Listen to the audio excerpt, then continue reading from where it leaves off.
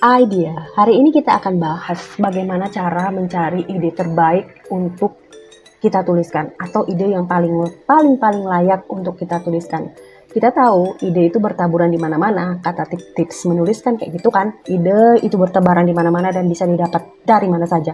Tapi untuk menentukan mana yang layak itu yang jadi pusing. Makin banyak ide yang muncul makin pusing kita milihnya. Tapi sebelum kita tahu gimana cara milih ide yang terbaik, kita dengar dulu nih saran dari beberapa penulis besar dunia. Yang pertama, Stephen King. Cara beliau untuk mendapatkan ide adalah jangan takut untuk bertanya what if. Jika melihat sesuatu, tanyakanlah pertanyaan sederhana dari sesuatu tersebut. Contohnya, ide menulis Carrie, beliau berasal dari pertanyaan bagaimana jika seorang gadis pemalu punya kekuatan telekinesis.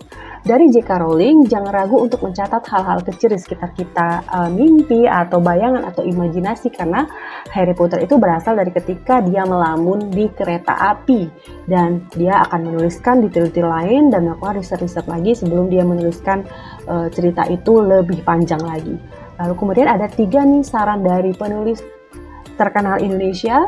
Satu dari Bapak Pramudia Anantatur, beliau bilang bacalah sebanyak-banyaknya agar kamu bisa menulis dengan pandangan luas. Kalau mau jadi penulis itu jangan tidak suka membaca, ya kan? Jadi membaca itu akan bisa menemukan ide, terutama bacaan sejarah atau bacaan tentang kisah-kisah masyarakat sekitar tentang orang-orang yang pernah terjadi gitu ya. Terus dari D. Lestari, berlatihlah meditasi atau keheningan untuk menangkap ide-ide yang halus, karena ide-ide yang halus itu mungkin berasal dari hati kita, dari dalam hati kita yang sebelumnya kita abaikan dan kita tidak pernah dengarkan, dan siapa tahu itu menjadi ide terbaik yang bisa teman-teman tuliskan. Dan yang terakhir dari Andrea Hirata, mengambil inspirasi dari pengalaman sendiri dan lingkungan sekitar.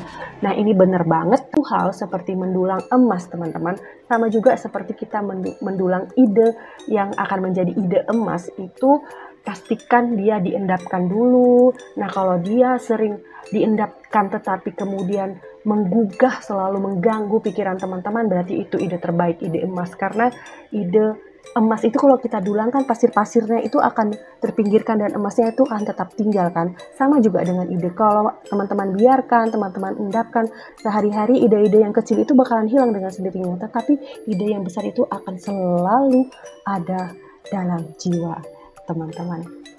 Oke.